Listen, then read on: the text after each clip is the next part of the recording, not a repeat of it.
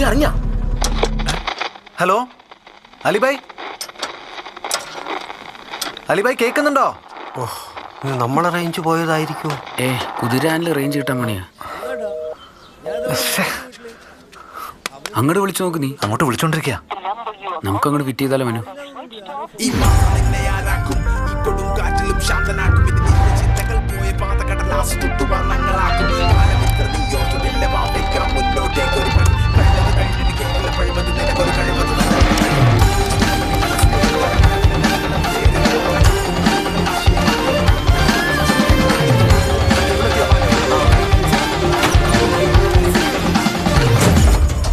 അലിബായിനെ ഒന്നുകൂടെ വിളിച്ചു നോക്കാം.